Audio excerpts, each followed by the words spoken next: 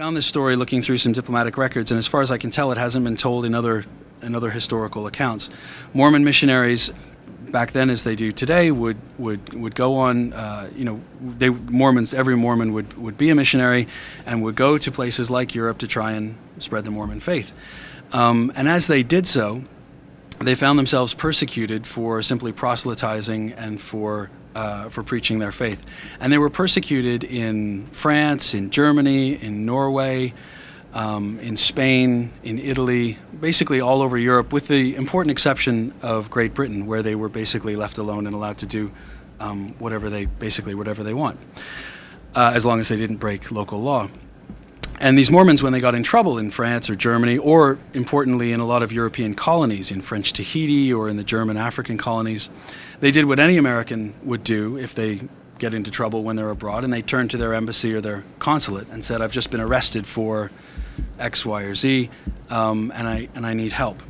And at first, the diplomats wanted to have nothing to do with these Mormon missionaries. They didn't like Mormonism, what they knew of it. They didn't like missionaries. And of course, you combine the two, Mormon missionaries, these people were anathema to the diplomats. And yet it was clear that these Mormon missionaries were getting picked up for simply preaching their faith. They weren't getting picked up for breaking local law. So the diplomats in the first case was in French Tahiti, actually, and then it spread. It spread to, or it provided a precedent for what was going on in Europe.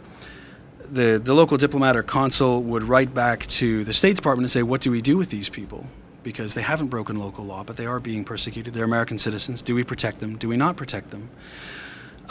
And John Hay, who was Secretary of State at the time, conferred with people in Washington, and then eventually wrote back a very strong directive that if Mormon missionaries weren't breaking local laws that would be considered just laws in the United States, like about theft or assault or something like that, if all they were doing was preaching their faith, then they deserved the full protection of the U.S. government.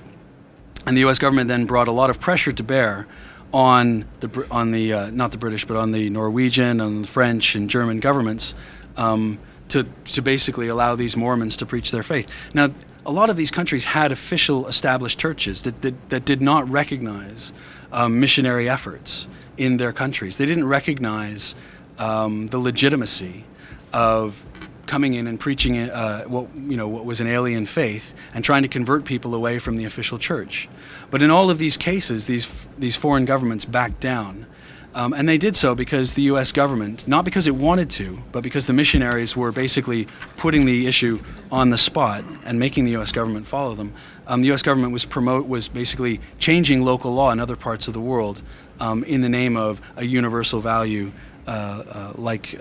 such as religious liberty.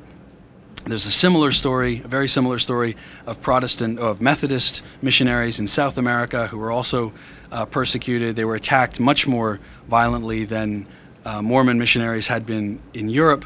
And again, the State Department came down very strongly on the side of these Methodist missionaries and actually forced a change where there were official established Catholic churches, and forced a change in the law in places like Peru and Bolivia and Ecuador.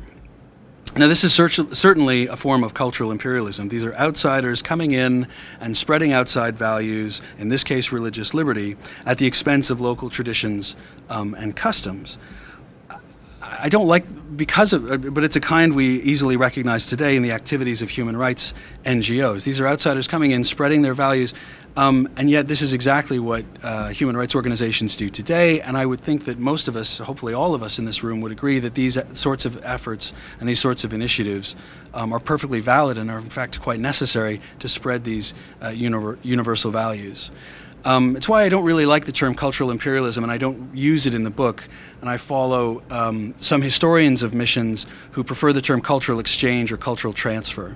And a lot of cultural historians now prefer that the term cultural imperialism is being sort of sort of moved to the sidelines and relegated as a relic of the 1970s or 80s when these issues were a lot more heated. And so I see this really as an episode in cultural transfer or cultural exchange.